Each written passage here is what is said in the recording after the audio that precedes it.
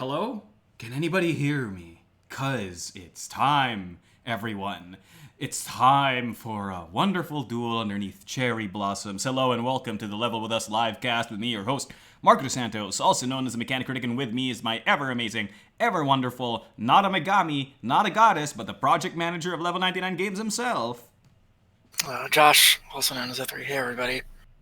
Hola, hola, Josh. I am very excited, are you? Yeah, I'm very excited. Projects, we've been talking about it for the last couple weeks or so, and now that we are live on Kickstarter, we're kind of in full swing on the production end. So, sleeping, eating, and breathing Megami. Sakura Arms, goddesses, weapons, magic, Baka Fire, everything. It is everything and everyone. So I'm gonna go change the title card. Hopefully this works. Stream, tell me if you do not see the game board, but if you do see the game board, then hello and welcome to our Tabletopia module for Sakura Arms. Currently, we have 4 characters in our module right now. We have Sane, who uses a Naginata. We have Yurina, who uses a katana. We have Himika, who uses gun. Not even guns, right? It just says gun. It'll probably be guns, plural. Final. She does have multiple guns. And Tokoyo, or Tokuyo. I don't know how to pronounce this, but based on my Asian pronunciation, it's Tokuyo, right? Folding fan. So, I'm really excited to play some of these characters. And I understand that some people don't quite understand how the gameplay works just yet. So for the people who don't know, Josh, kind of give us a brief overview of what Sakura Arms is all about. Yeah, so real quick, Sakura Arms is a two-player dueling card game where you are warriors kind of channeling the power of these goddesses to help you fight. Unlike some of our other games, this has a deck construction aspect. So during the game, you take 2 different goddesses and their cards, and you build a small deck out of them. A deck of 7 normal cards and 3 ultimate cards. Mm-hmm.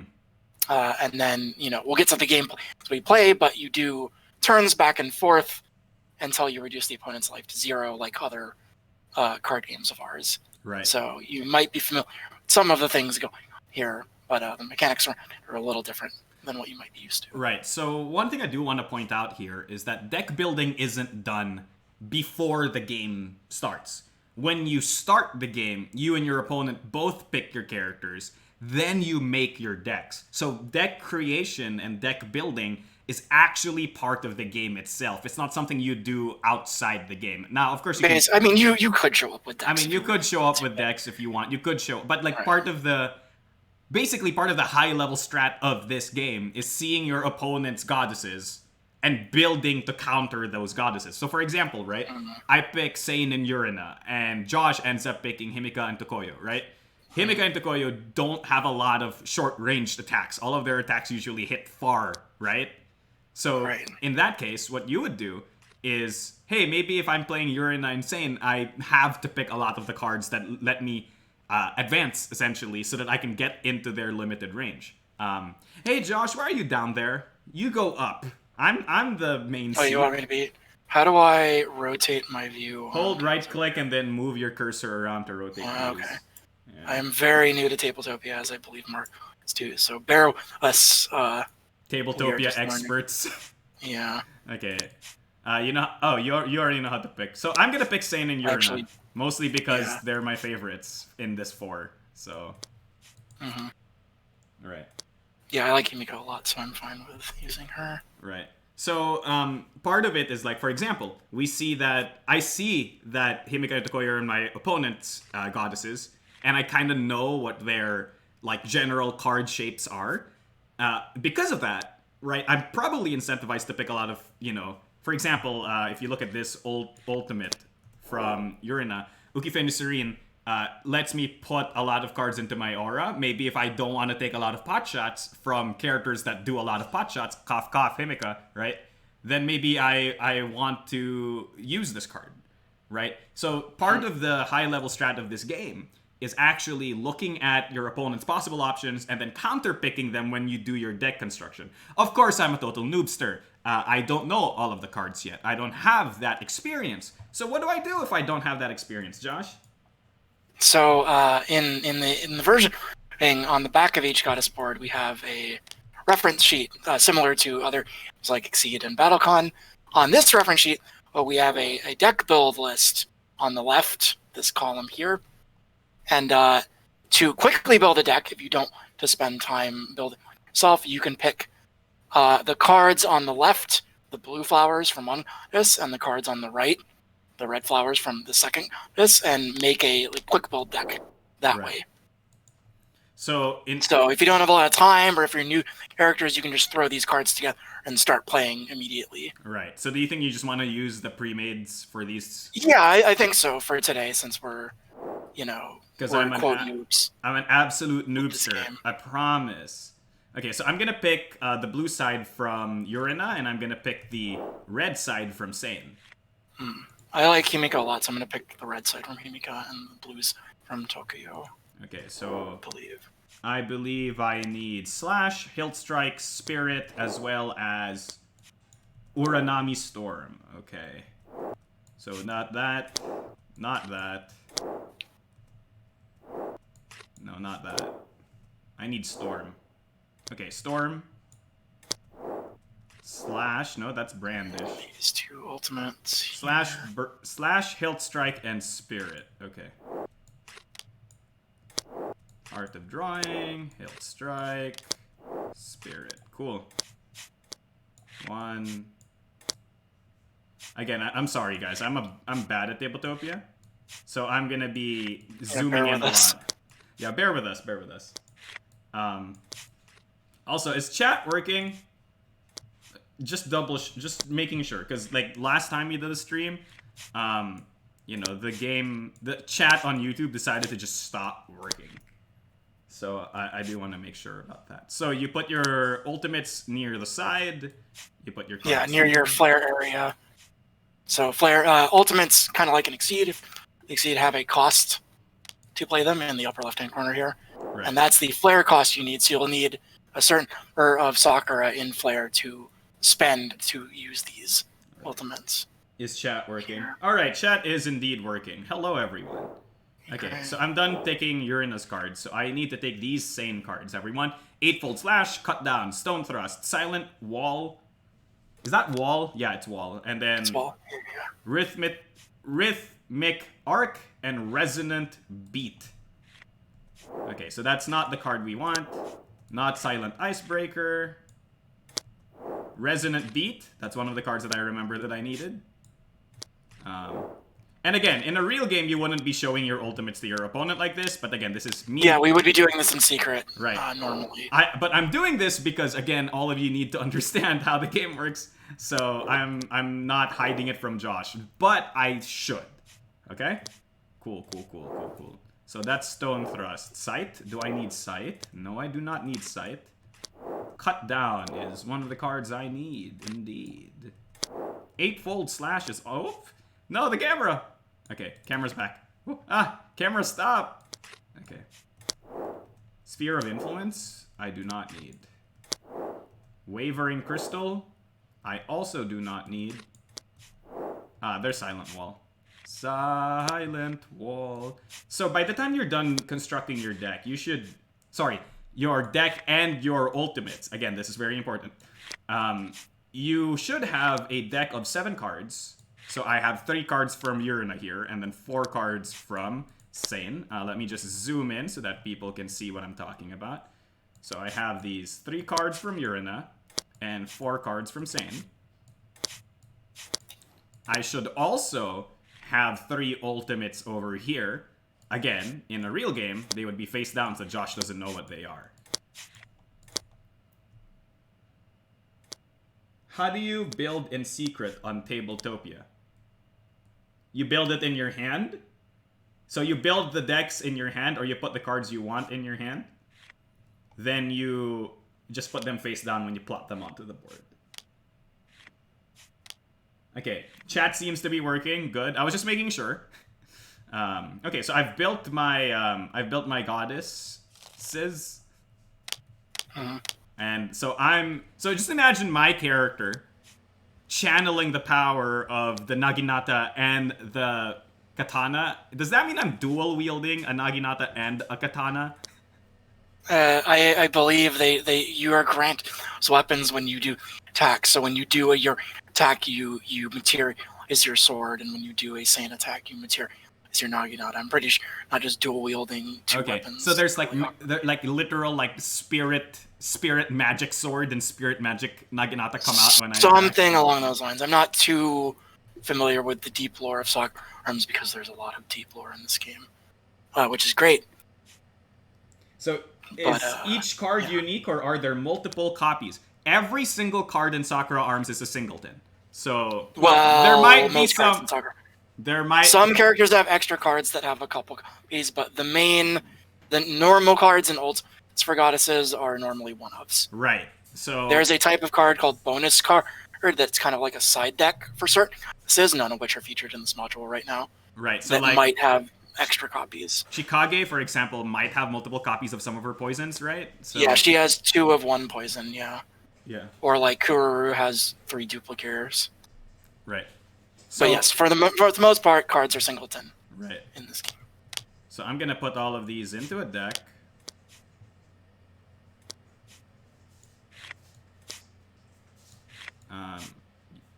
Okay. Sorry, I am really slow at tabletop. Well, we need to do setup first, right? So part of setup is building your deck. So both of us are done there. Right. Another part of setup is also setting up the board itself. So I've already pre-made the setup of the board for this mod. But what you actually need to do is place all of these Sakura petals onto distance. So this is what determines how far we are from each other. Unlike in Exceed or BattleCon or some of the other things we've put out before, it's not that there are 2 stands on the board that represent me and the opponent fighter. It's more of like the number of Sakura petals in this zone called distance. That's what determines how far we are from each other. So currently, right now, because there are 10 of them on the board, we are at range 10, essentially. Yeah, we're at distance. We're 10 spaces apart. Right. So the characters aren't on the board. It's abstracted out. Right. So for example, if I remove this Sakura, right, we would be at distance 9, and I could play attacks that hit distance 9. But currently, right now, we are at distance 10, and because of the way my characters work, I'm pretty sure I can't hit Josh. But it's fine. And that's another unique aspect of the game. You can see that there are Sakura petals in all these different zones, life and or distance. The game is kind of based on this manipulation of this one source. So Sakura flow around, from life to flare. You get hit, you can charge flare by moving stuff from aura to flare, or you can close in by moving a Sakura from distance to aura. And we'll get more at when we get to the basic actions and whatnot. But these are kind of the everything in this game. These petals represent all kinds of different areas. Right. Unlike Exceed BattleCon, where they're all represented by different types of things. Right. So in BattleCon, characters have tokens, characters have life, characters have cards, etc., etc. In Exceed, a lot of things are cards, but life is still a separate resource. In Sakura Arms, they all just flow, right? When you take damage to your life, it goes into your flare, right? When you charge, you take from your aura into your flare. When you move, you put from your aura into the distance, or sometimes you take from distance and then put it into your aura, etc., etc., etc., right? And you can see that by all these on the board. These arrows kind of represent the different basic actions you do and the movement of Sakura for each action that you do. So let's actually talk about how to play the game. So how do we do start setup? So we have our decks, we have our board. So now we would start the game. We pick first player. So let's say Josh goes first because So since I'm first player, I start with 0 vigor. Marco starts with 1. This is a resource that used to do certain aspects of the game, like using basic actions and whatnot. So we'll get to more of that later. You can see. If you zoom in, Marco, since I assume your screen is the one showing. Sure. I'm going to go rotate turn my order screen around and then zoom in here so that you can see. So the gameplay is comprised of 3 simple phases: a start phase, a main phase, and an end phase. On the first turn for each of us, we skip this start phase. We just draw 3 cards as part of setup for our starting hand. Normally during the start phase, certain things will happen, but we'll get to that when we get to our turn 2s. So as part of setup, we'll draw a hand of 3 cards. Okay, well, I'm going to go back to my side of the board now, Josh. Do we have hands in tabletop? Yes, you do. You drag it into the bottom of your screen, and then it'll put it into your hand. Or you could right-click the deck and then just say draw a certain number of cards. Oh, really? Okay. Okay, cool. I'm going to draw 3 cards then. Oh, I did not shuffle this, obviously. Sorry, chat. I should have shuffled this. Okay. So Shuffle. we have our hand of 3 cards. We have our board now. Marco, have you drawn your hand? I have drawn my hand, so for everybody watching, this is my hand. So now we're on the main phase because we skipped the start phase for the first turn. Okay. During your main phase, you can do a couple of different things, as shown by this turn order diagram. You can either use any number of basic actions in any order you want. You can play cards also in any order you want, unless they have full power. Full power is a special subtype on cards. You can kind of see here. I'll show this card here. This little second diamond. You have the top here. This is a main type, attack, utility, enchantment. And the bottom icon is a subtype, reaction, or full power. Full cards are really powerful. It's kind of implied by the name. And you need to spend your whole turn to use them. Fortunately, I don't have any of those in my hand right now. All right. So I can do basic actions and play cards.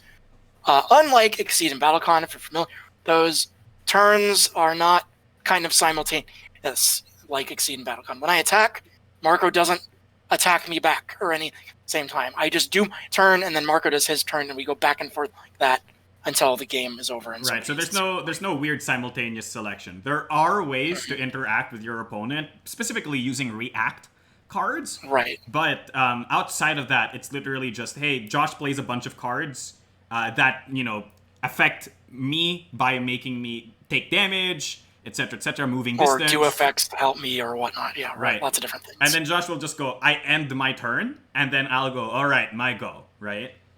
Right, so exactly. On your first turn, Josh, what are you going to do? You have 0 vigor, which means you can do nothing, right? Question mark. So cards you don't need vigor for. Vigor is only used for basic actions. So these are the... Cards don't have a vigor. Let's talk about the basic actions then. So I'll rotate this just to show it off real quick. This means I'm at 0 vigor, the top number being my current vigor. So you get to rotate the card to this. Yeah, you rotate the card to tell you what vigor you're at. Right. So yeah. So there's a couple different kinds of actions. They're all very straightforward. Advance. If I want to close the distance between me and the opponent, I can take a Sakura from distance and move my aura. Now I have 4 aura. Aura is kind of a defense overshield type value that lets me not get hit on my life, which is good. Right. You'll notice that these areas have limits. Like there's only 5 petal spaces in aura. That means if I had 5 aura already, I couldn't advance more because I physically can't move this token here. Right. So that's kind of what we were talking earlier, how the gameplay revolves around the manipulation of these tokens on the boards. If my aura is full and I want to advance, I'm going to have to get rid of these from my aura somehow and free up room, maybe by focusing and moving a token from my aura, my flare, so I can play my ultimate attacks later. Right. Or just getting hit. Or just getting hit, yeah. Waiting and getting hit.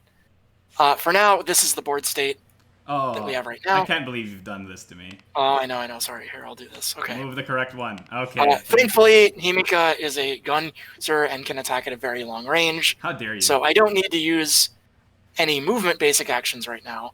Right. So I'm just going to play this attack card. We haven't talked about everything else. So we've talked about... do we want to talk about... Is it relevant, or do we just want to... No, we just talk about all of them now so we can... The gameplay doesn't stop every few seconds. So advancing, distance to aura, retreating, aura to distance. If this were the board state, I would take this and move it back. So now we're back at range 10. Right, so it costs you shield to move away. But if you move closer, you get shield. So that's kind of how you balance the ranged and melee characters, right? Mm. Focusing to charge my flare, aura to flare. Also, if I get hit, the damage I take goes from life to flare. Right. So those are the two ways I gain. But that's not an action you have to take, right? Like that's just no. That's just the 2 ways you can get flare, right? Right. There's recover. So throughout the game, Sakura will end up in this shared shadow area through spending it from flare or getting hit on my aura. You'll notice these red arrows are damage movements. So if my aura gets damaged, my Sakura moves to shadow. My life gets damaged and moves to flare. If I want to get things out of shadow and to my aura, I can use the recover action here to move a Sakura from shadow to aura. You'll note that shadow and distance are shared areas between us. Mm-hmm. So even if like Mark has tokens on his shadow, that's still accessible to me. So if I want to cover, I can just take them from anywhere in shadow and put them in my aura. Right. So Distance as well. If the board state were like this, and Marco wanted to advance, he can still take tokens from this side because this is a shared area and move them to his aura. Right, when I advance. Yeah. Life and aura and flare are personal areas, so we can't touch them direct. You can't charge using my aura, for example. Right. So breakaway is kind of the secret fifth action that we can only access sometimes. Mm-hmm. So there's a concept in Sakura Arms called master distance, which is defaultly 2. And this is a rule that states if we are at distance 2 or 1 or 0, we can't use advance action. It shuts off. This presumably exists so that I can't run up to you and punch you in the face with a really close range character a bunch. So when we are at master distance, range 2 or 1 or 0, we can't advance anymore, but we gain access to this break action, and this is kind of like another retreat. Right. By moving a petal from shadow to distance. So this is an action we can only access sometimes. Right. Again, all of these basic actions are listed on the board with these arrows and also on your vigor card. Right. Because of the way this game works, the moment the Sakura petals get really small on distance, it quote-unquote becomes like a hellscape for any ranged character. So that's why they have breakaway, right? Like, it's a way for them to retreat without having to spend their aura. Right. Mm-hmm. Right. And so, like we said, you can spend a vigor right. to use a basic action, or if you don't have any vigor, like I do right now, I can spend a card, essentially, from my hand. So I can discard a card face down to my discard. To quote-unquote pay for that vigor To cost. pay for it if I don't want to spend vigor or if I don't vigor. Right. So somebody in chat is asking... You'll notice it says face down specifically. Oh, go ahead. Can you advance past the divider on the board? So one thing that we want to make very clear, right? There's nobody on this board. Like, there are no characters on this board. Yeah, just we are at range 10. Right. So there is no characters that go. It's just we are at range 10. We are at range 9. We are at range 8. So, for example, if I took away all of these Sakura, right? And we were like, and this is the only Sakura that mattered. So we would be at range 2. And Josh and I could equally both manipulate this by just adding and removing from this range, right? The point of it being that the divider doesn't matter, because what actually just matters is the absolute number of petals on this board. Like, that's the actual only thing that matters. Mm-hmm. Right. Okay, cool. So, any other questions or? No, that was the only question. So we can actually start taking our turns now, and we can talk more about how gameplay works with the cards when they happen. When they come up, sure. Right. So I've got some cards in my hand. I want to play them and do some damage to my opponent, because that's how you win, of course. So I'm going to play the shoot card. It has range 4 to 10. So range 10. In this game, one thing we want to make very clear, unlike other games, right? You cannot play shoot if you're at range 3, for example. It's not that shoot would miss, it's that you literally cannot actually play the card. Yeah, you have to be within the distance of a card to play it, if it's an attack. So I am at range 10, so I can play this. So, yeah, so we are not... Okay, how about we make it easier to understand, right? There are currently 10 petals in distance, and this says 4 to 10 petals in distance, right? So... Yeah. Yes, you can use this attack. So what does this attack do? So it does damage. You'll notice the second area under distance. You'll notice there's 2 numbers. So there's 2 types of damage. There's aura damage and there's life damage. When you attack an opponent in Sakura Arms, kind of like blocking in Magic the Gathering, the opponent chooses which damage to take. Right. Normally, you'll want to take damage to your aura, but since taking damage to life gives you flare, there might be some instances where to take life damage instead, so you can play a big, cool ultimate So on your next turn. one thing to really notice here is that there's a lot of things that point into and out of aura, which means petals and aura move around a lot. But there is literally only an arrow pointing out of life. So there's actually almost no way to regain life. Certain characters. Yeah, there are may very have few cards that exceptions. regain life in this game. Right. So taking damage to your life is not exactly ideal a lot of the time. So I'm not gonna be a dum dum. All right. I'm gonna go take damage to my aura, and they go into shadow. Right. So what happens, As Josh, represented by for the red example, if I only had one aura left and you used shoot again at some point in the future?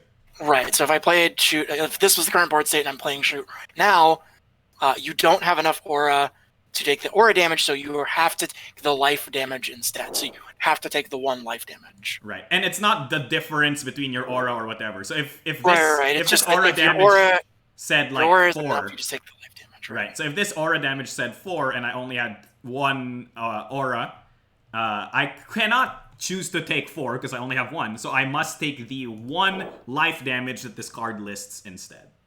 Right. And so now I've played my card. Marco took his damage. This card doesn't have any effects. It's just a damaging card, so I would discard it. Face up. You'll notice earlier when we were talking about costs, and you pay card costs for basic actions, you discard those face down. So discard Sakura Arms kind of has 2 states. You have 1 discard pile, but cards will be face up and face down in it until you shuffle them back into your deck. Then they'll all be face down again. Right. So when I pay costs with cards, I discard them face down so that Marco doesn't know what I have. Because when I built my deck, it was in secret. Right. So I'm not giving information when I'm paying for costs. So this when I play a card, of course, he knows what it is, so that goes face up. Yeah, so one of the big things about this game is actually hiding that information from your opponent. And again, this is where the high-level stuff comes in. Because if I know the possible cards you can have, and you know the possible cards I can have, I can, quote-unquote, fake having, for example, a reaction that would screw your entire turn, right?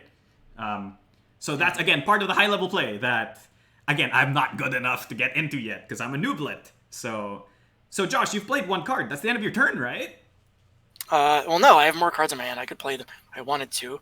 Oh, okay. So it's endless. Something to note that we haven't really talked about yet is the front of this board is their unique abilities, if they have any. So this pink section is lore and mechanical. Down these yellow headers are the characters' UAs. So you'll notice on some cards, like this one, it has an artistic trigger. So Tokyo's UA is artistic, and that says if I have exactly 2 vigor, my cards would get artistic effects. Unfortunately, I don't have 2 vigor now. I only have 0 vigor. So I don't probably want to play Polite Return. Now, I couldn't do some damage, but I'm not in range, for one thing, so I couldn't play it. Well, and even if I were in range, I might want to save it for the effect. So I'm going to keep that in my hand right now, I think.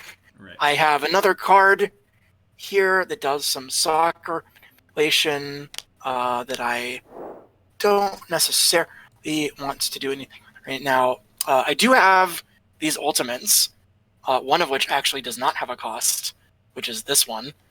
So I'm going to play one of my ultimates like really right away, real quickly. Right. So there's no cost. I don't pay any flare to use this. It is range 10, 5, 10. So I'm at range 10 again. So Marco, you're taking some more damage. Well, so this says 3/1 damage. I do not have 3 aura, so I must take 1 life damage. No, my Sakura goes into my flare. So you'll get some flare for later. You'll know that I didn't discard this when I finished it. So ultimates work a little differently.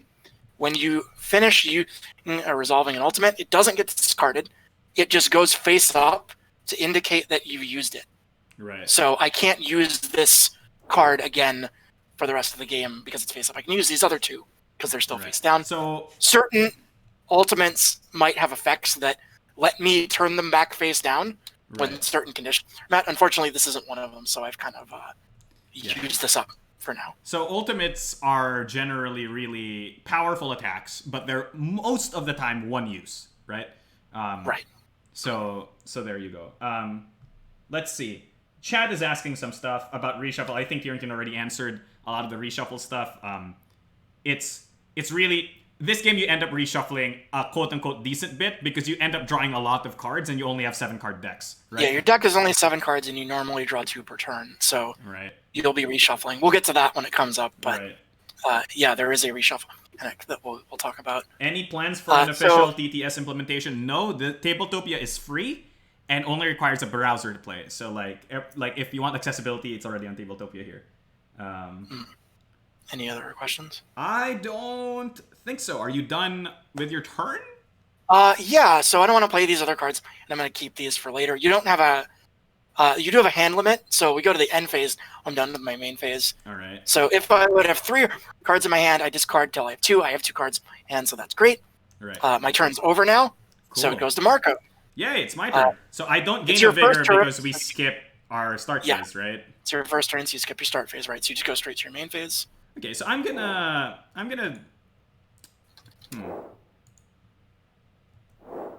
So what do you want to do? I don't know. Let me check. Hey, you know what? Chill. All right, chill. All right. And of course, the gameplay usually goes a lot faster once you know what you're doing, and we're not explaining things every 5 seconds. So right. This tutorial will be a little longer than a normal game would actually be. You know, I think what I'm gonna do is, for one, I'm gonna spend 1 of my vigor, go down to 0, and put 1 of these Sakura into my aura. So I'm getting closer, Josh. I'm getting closer. Okay. A little scary. I am going to discard this card face down to also pay for another advance and then go in here. All right. Hey, guess so what? Now we're at range 8. Guess what, Josh? Or distance 8, excuse me. Mark is doing it again. Sure. Yeah, Yurina is a pretty... Yurina and Satan are kind of mid-close range characters, so like you probably want to close that distance pretty quick. Right. And I'm also gaining aura as I'm doing this, right? Right. Right. And I think that's where I will end my turn. I am at 0 vigor. And this this matters, okay? So I do want to point out, so the mechanics for Josh's characters are Tokoyo gains extra effects when she has exactly 2 vigor, and Himika's cards gain extra effects if you've played 3 or more cards, right? The 3rd card also gains the bonus. My characters are different. Yurina gets stronger when she has 3 life or less, and Sane gets stronger when you have 0 cards in your aura. This might be weird because I'm spending a lot of stuff into my aura, but don't worry about it, because I'm about to take a bunch of damage from these characters that pot shot me from far away. Right, yeah, I'll get rid of that aura pretty quick, hopefully. So, okay, so now we're back to my turn. Now that it's turn 2, I actually do my start phase.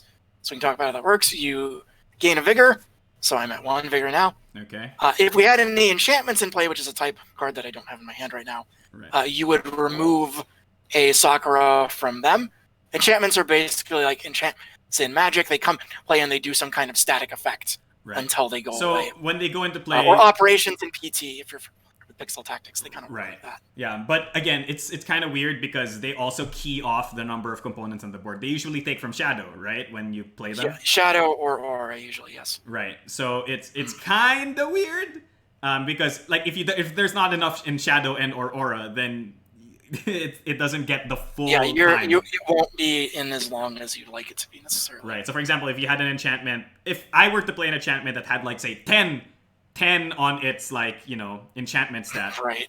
I would only have it for 6 because I only have 2 in Shadow and 4 in Aura, right?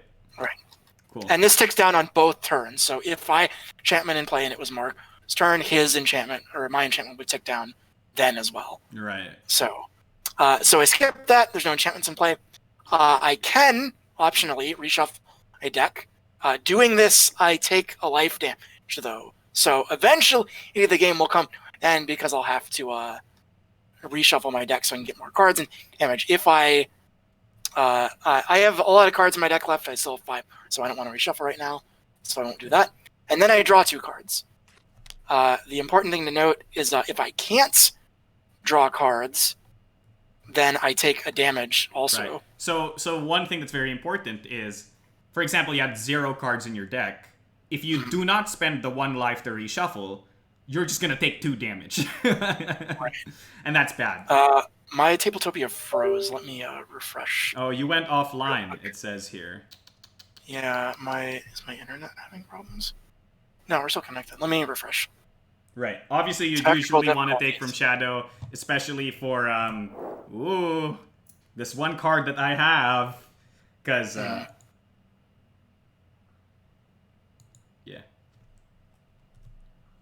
And this is a Q&A stream as well, guys. So if you have any questions, feel free to ask us while we're playing. Right. So you've drawn your cards?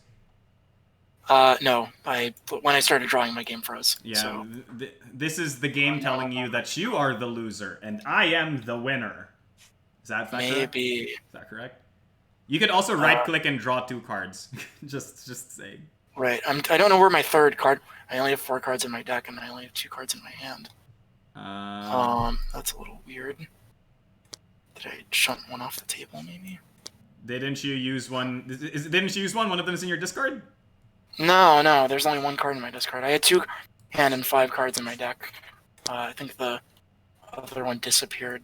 Anyway, that's fine. I'll just draw 1 more card. Where did the card go? Yeah, it's fine. I'll just have these 3 cards in my hand. You probably just want to add another card from...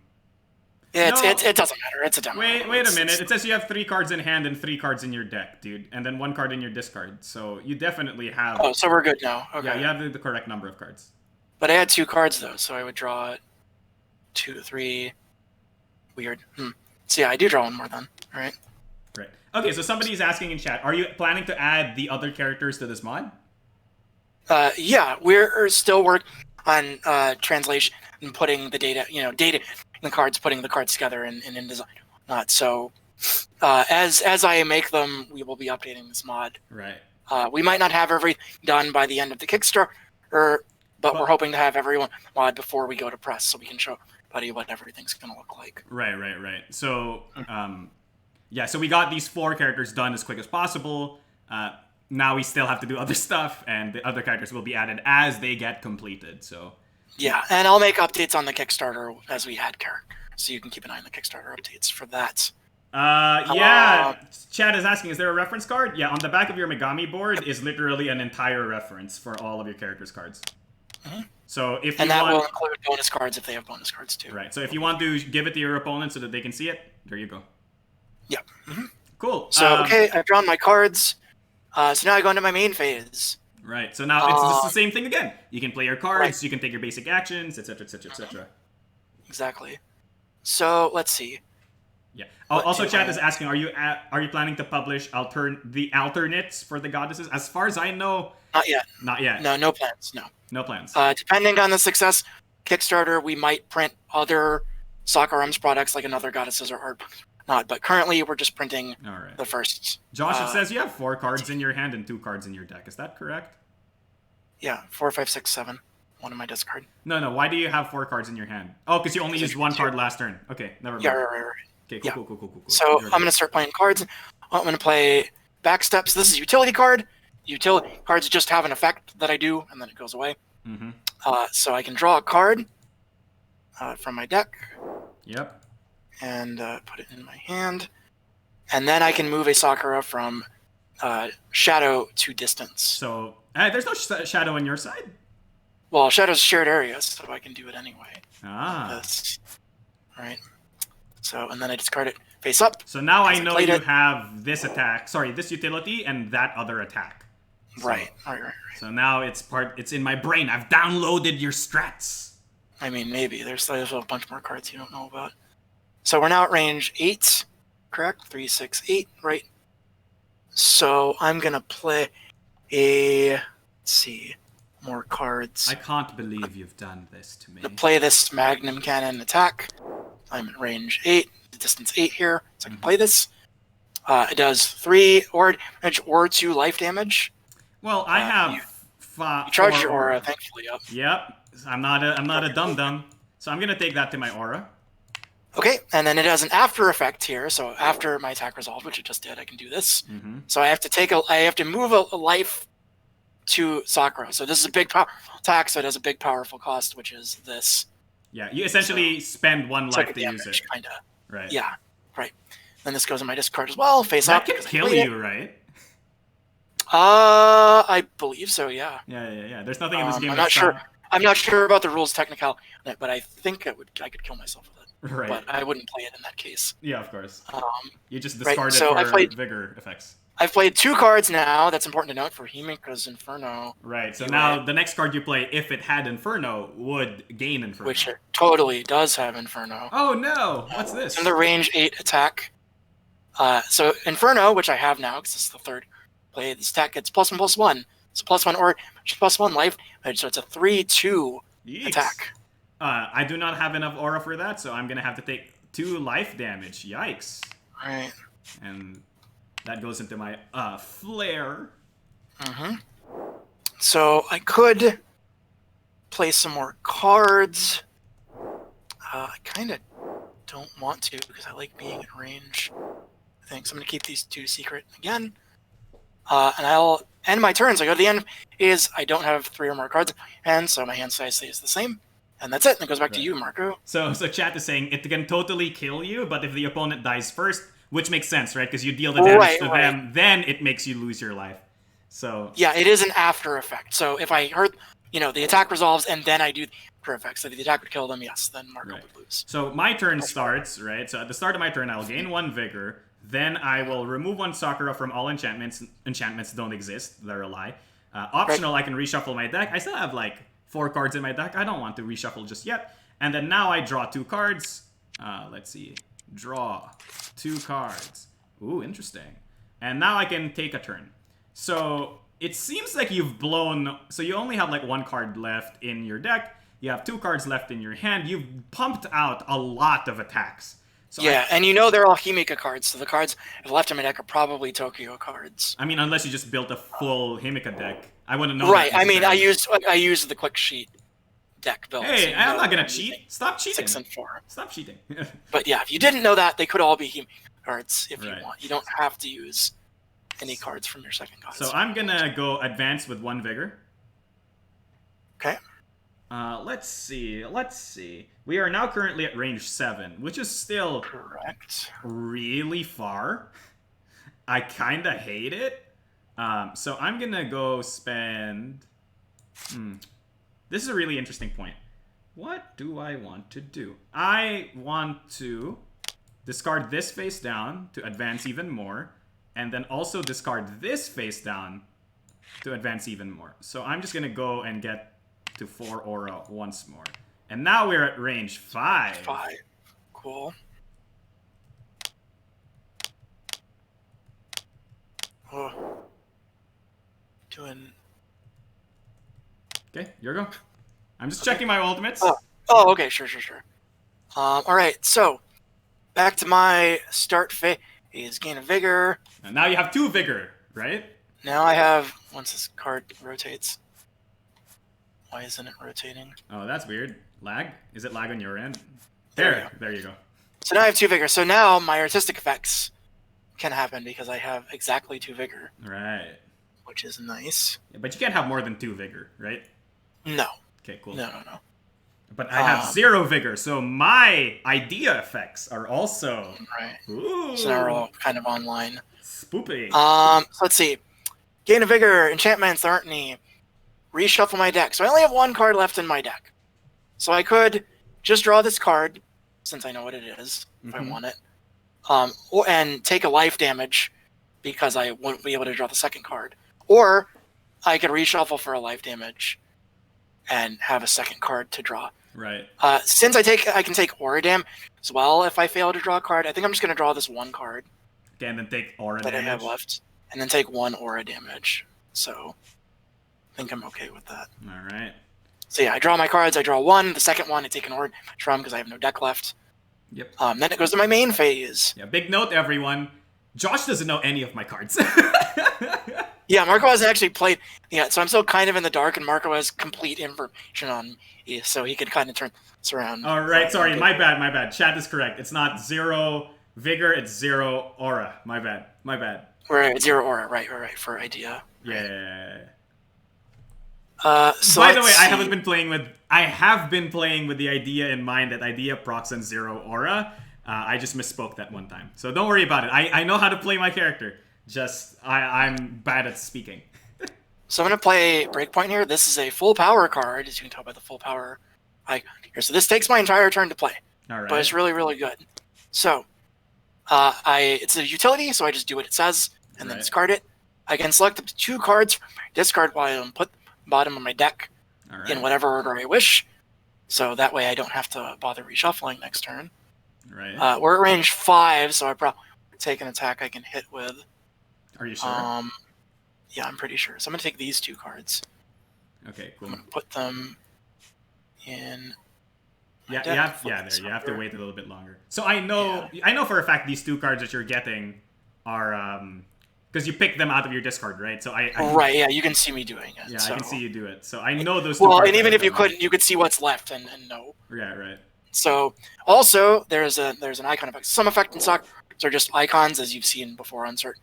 So after I do that part, I move 2 Sakura from Shadow to my aura. So you block. So yeah, Tokoyo is very defensive, and Himika's a potshot character. Very good. But again, this is the full power cards. This takes my whole turn, but it did a lot for me. Right. So I'm okay with that. So my turn starts.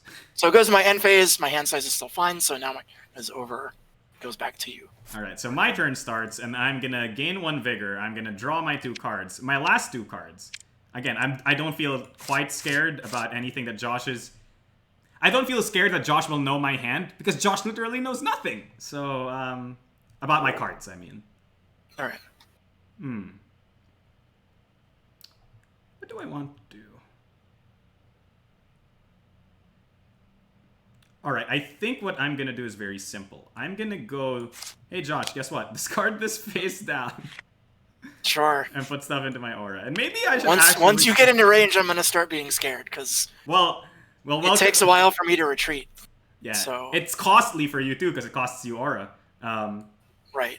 Okay, so I'm actually going to play my first card of the game and slash you. At range 4, take a 3/1. Hang on, friend. So no! remember that reaction subtype I mentioned earlier? We're going to talk about that right now. All right.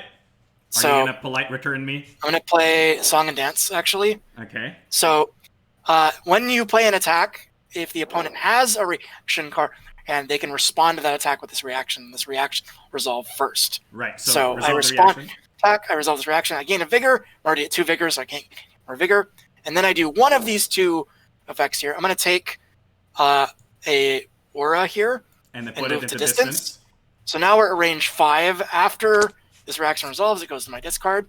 Right. And then you check range again because the range is different now. Right. But so because now we're at distance 5, my attack is out of range. It doesn't work, so this just goes into my discard pile.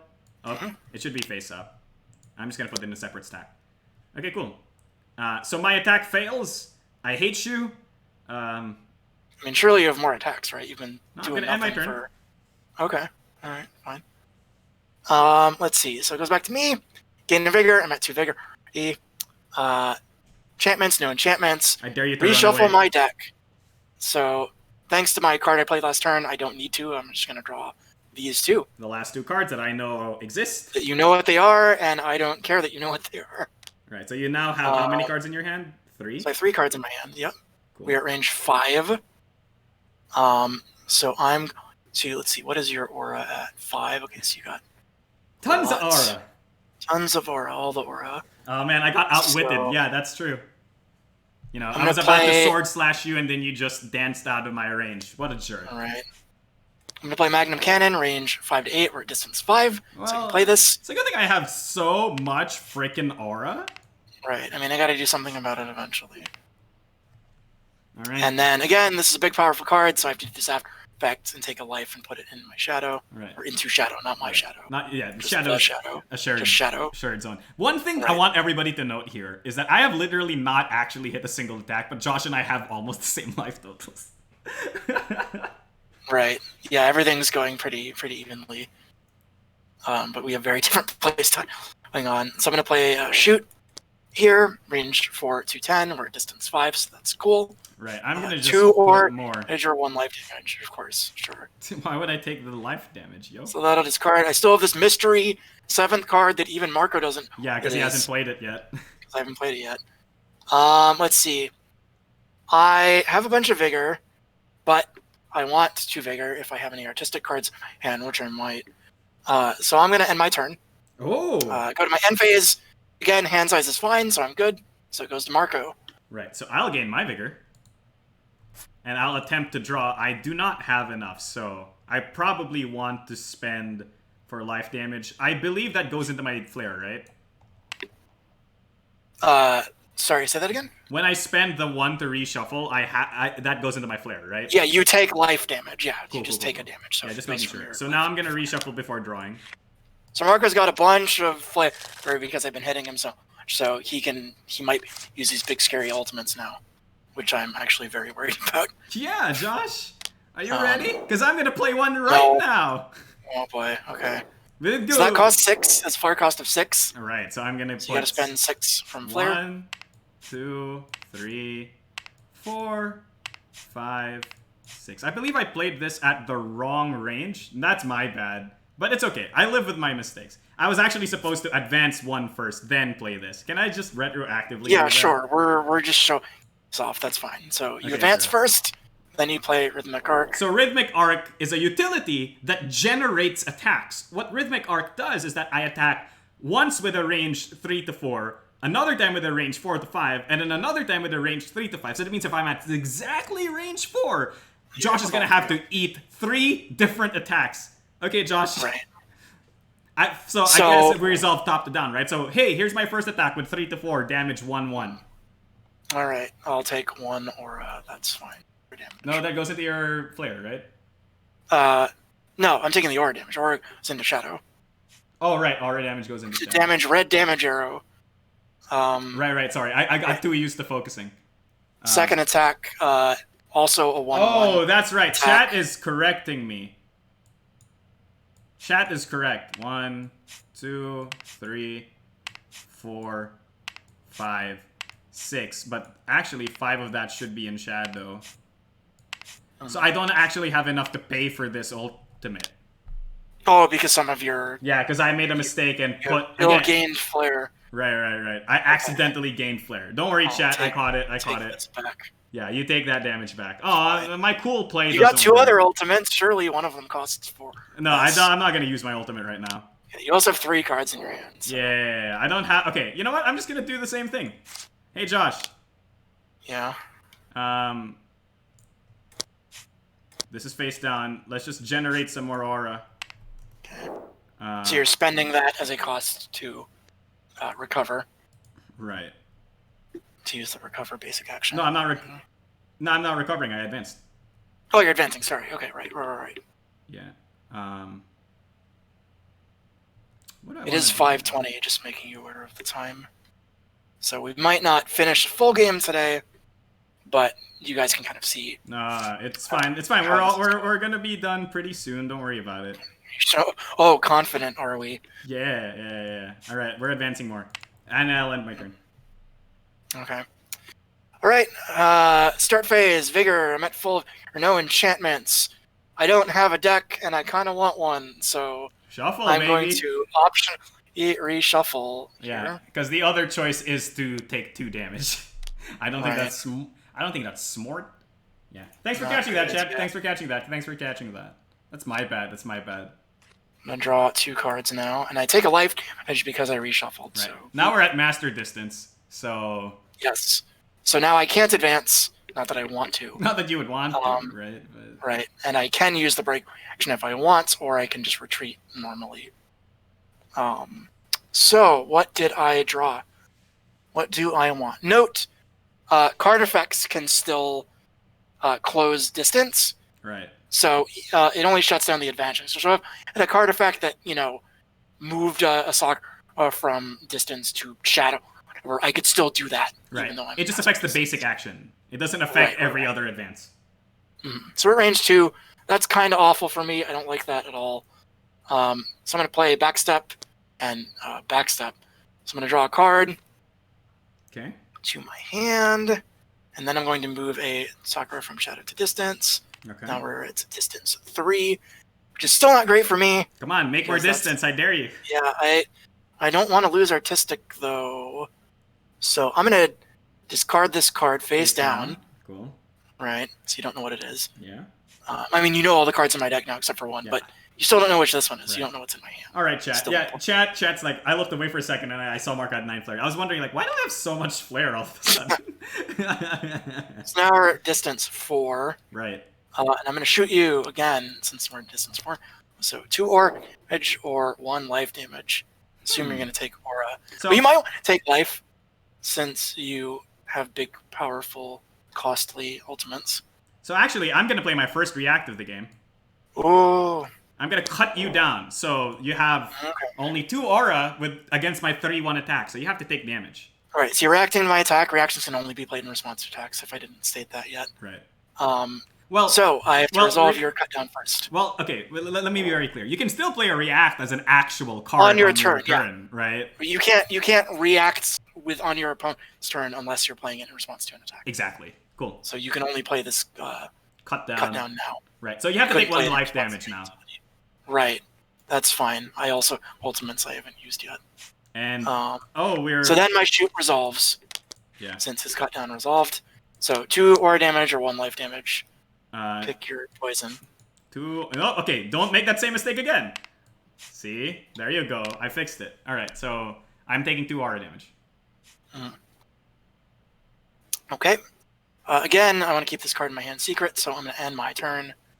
Goes back to you, Marco. Okay, so I'll just draw 2 cards. And again, now that we're not having to explain every single thing, turns are going much quicker, right? Turns are definitely going Play some cards, you do some actions in your turn. Turns are usually pretty quick. Right, so I gain my vigor, I draw my 2 cards. I am going to actually play the first enchantment of the game. Yay! So I'm going to play Silent Wall. Silent Wall places 5 Sakura on it. 1, 2, 3, 4. Thanks for helping, man. 5.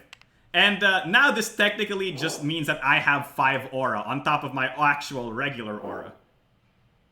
Yeah, so when you would take damage, you take damage from Silent Wall first. And then once Silent Wall goes away, you start taking damage to your normal aura. Well, technically, based on this card wording, right, I could take the damage in any combination of my real aura and No, it's mandatory. Silent Wall's mandatory. You have to take damage from Silent Wall first. Oh, it doesn't say you may treat Sakura. No, it's not may. It's mandatory. So all right. You have the secondary aura that you get hit first. Could an attacker use a reaction in response to a defending reaction? No. I don't think you can chain reactions together, right? No. Once something is reacted to, I can't react to a reaction. Right. There is a specific card that can react to reactions, but we're not going to talk about that card. But that's special. Because that's special. There's a special card that can do that. The base, again, golden rule in every card game. Every card follows the same set of rules, except when the card says it doesn't follow that rule, right? There are cards that, break rules and make exceptions, of course, with 18 goddess, so there's going to be a few of those. So yeah, now you have this extra aura, which is nice. Right, and that's my full turn, because it's a full power card. Yeah, because it's all full power, right. So now it goes back to me, gain a vigor, enchantments. So now that there's an enchantment, play this ticks down, so this goes back to shadow. Right. So technically, this only ever goes up to 4. Like I only quote unquote get to use 4 of it. I mean, you might have other cards for goddess that put more on here later or something. But not between these 2 goddesses. That I have. So I can reshuffle my deck. I don't want to because I have 3 cards in my deck. So I'll draw 2 Chad is cards. asking a really interesting question. So for example, what happens if for example, I use that ultimate that I was using earlier, right? And it generates 3 attacks. Can you react to each and every single one of them? I believe so. So generated attacks work like normal attacks, so you can react to each one. I believe I'd have to check the minutia on that. So the point is that it's when somebody attacks you, you can react once, and then that's it. You can react to that attack once. Right. Mm-hmm. So, for example, I had 10 reacts in my hand in some magical Christmas land, right? If you played 10 attacks against me, I could react against each and every single one of those attacks once, right? Right. Okay, cool. So, my turn, I got some cards. I'm going to play Song and Dance, not as a reaction this time, so I'm just going to play it as a normal utility on my turn. And I'm going to gain a vigor, I'm going to max vigor, then I'm going to move an aura to distance. All right, so chat is correcting you, Josh. Although Silent Wall is always aura when you're attacked, you can still spend aura as damage from it or your actual aura. Oh, okay. Yeah, which is how I read this card originally, so maybe you're just fever dreaming. I might have been thinking other card. I've been looking at sheets of hundreds of cards for the last 2 so I've got effects spinning in my head constantly. Right. So Song and Dance, I get more distance from my aura. That resolves. So you resolved that. So now I'm at distance 5. Oh, you coward. Yeah, I do kind of want to retreat, so I'm going to retreat. I don't need aura. I'm fine. I want more flare anyway. So I'm going to move aura from token from aura. I see. Distance now at range 6. Coward strats. Gun strats. So I'm going to play Rapid Fire. Unfortunately, I've only played 2 cards this turn. This is my second, so I don't get the Inferno trigger. Good. But it's still a 2/1 attack. So and you only have 1 aura. No, but you have Silent. I have Silent Wall. So this goes into my shadow. All right. See? Cool. So it's really interesting. I really love the dynamics of these characters because my characters have basically not hit you a lot. But because I've been putting up so much, it hurts, right? Right. And I've put up so much defense, right? That it's kind of crazy. Here we go. Okay. So yeah, that's all I want to do this turn. It's all in my turn. It's been about an hour, Marco, just so you know. Right. So we should probably wrap this up pretty quick. Sure. I don't know that we'll be able to finish this game. Sorry, everyone, but I have a meeting with the translator for Sakura Arms very soon that I don't want to be late to. Okay, so I'm gonna call it here again. A lot of this game, a lot of what you've experienced today, chat, is a lot of me and Josh explaining card effects and also us having to play on Tabletopia, which, as everybody who's played on any virtual tabletop knows, adds like double the time to any freaking board game you play. Especially one like this where a lot of the components need to move around a lot. Like people who've played Bullet, I don't want to anger Josh. People who've played Bullet understand that it adds a lot of time to the actual game. So, you know, this game is actually really light, really simple. I mean, like, even a dumb like me can play it. Again, I only made 1 play mistake on this game, and I consider that a win. 1 play mistake. Like, can you see how many play mistakes I've made in BattleCon and Exceed over the past few years on camera? Like, you can't imagine, man. So, right. So, do we want to open the floor to any more last minute questions? Yeah. So, last minute questions. We're gonna spend like 5-10 minutes answering. 5-ish minutes. Yeah. Right. Sure. Right. So, Sakura Arms or level 90 stuff in general. You know, whatever you want to ask. We're always open to answering your questions. Yes, but hopefully keep it Sakura Arms related. Don't ask Josh. Yeah, try to keep it Sakura Arms. Yeah, don't ask Josh, what's your favorite hot sauce? You know, like... I mean, I'll answer that. I mean, don't ask Marco, it's like, what's your favorite animal? Right, like, it's... Yeah, the game actually flows really well, and because the decks are so small, you get... It has this really interesting moment of... Like whether or not you want to reveal information or not, because the decks are so small that when you reveal a card, you reveal to your opponent. Like, for example, the moment I revealed that reaction, this card cut down, there's no longer a surprise factor. Josh knows it's coming, right?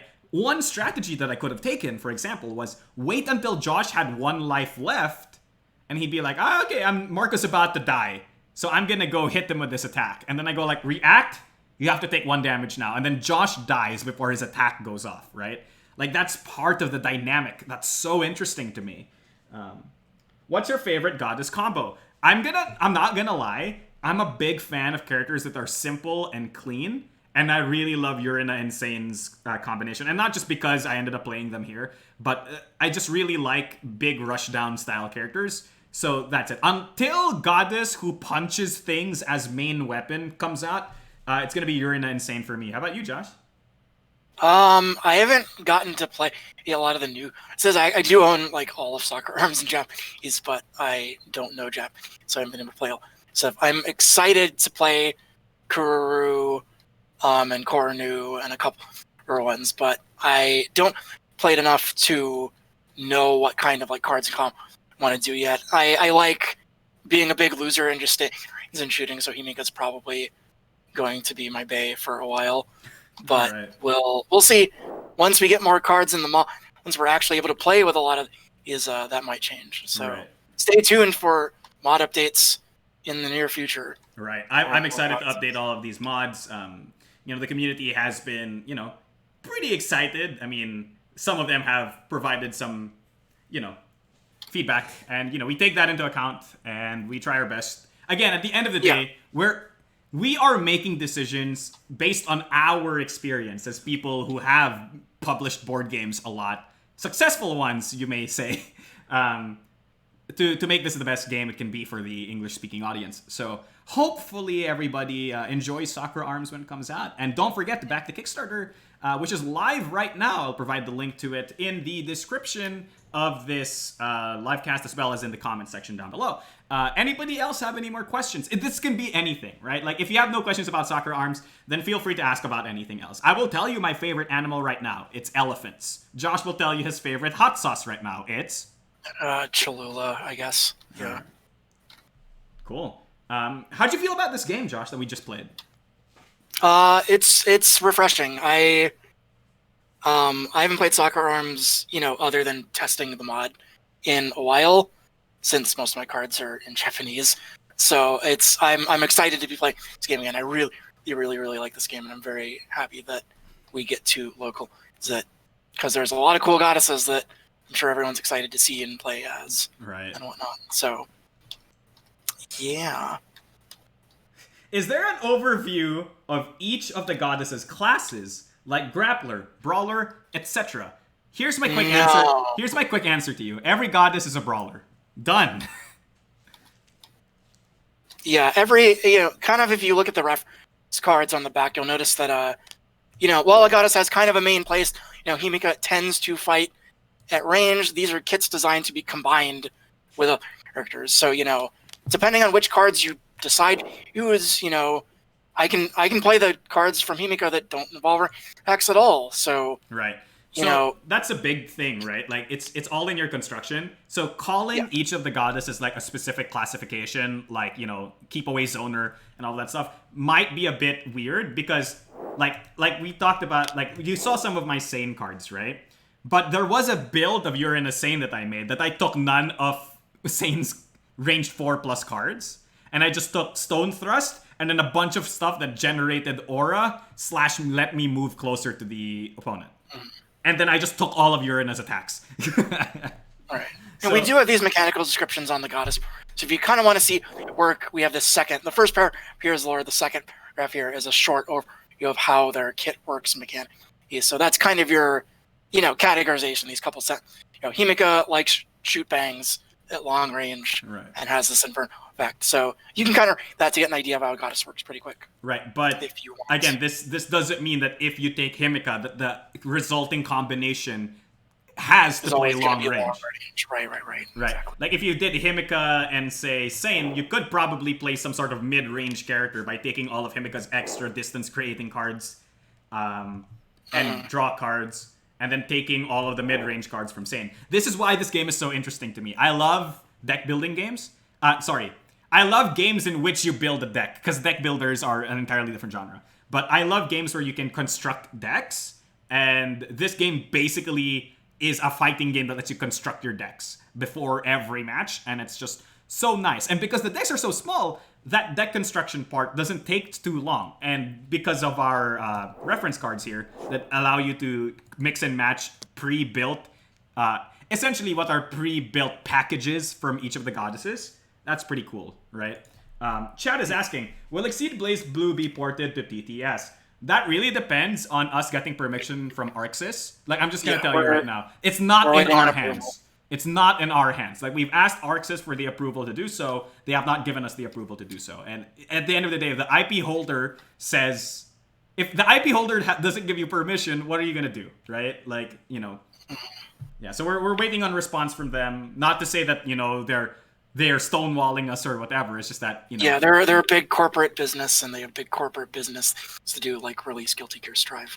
So, like, actually make Guilty Gear Strive. Or, maybe it's just taking a while to get through the red tape and through approvals to, have level 9 game is, yeah. We don't really know, we'll... Right. When they get back to us, we'll let you know. One thing I want to, like, impress on people, like, when you enter into a license agreement with somebody big, like, like Arxis, it's not like, you get to be chummy with higher ups and like drink beers with them and stuff, right? Like that's not the case. You talk to their designated person who handles the license with you, and then that person talks to the other people in the company where it matters, right? Like it's not like we have a direct line, so to speak. It's not like I can just go up to like we don't talk to President Arxis and go, hey, right. We talk to their Gosh, guy. I wish I could. Right? It would make approval so much easier, but that's just not how business works. Right.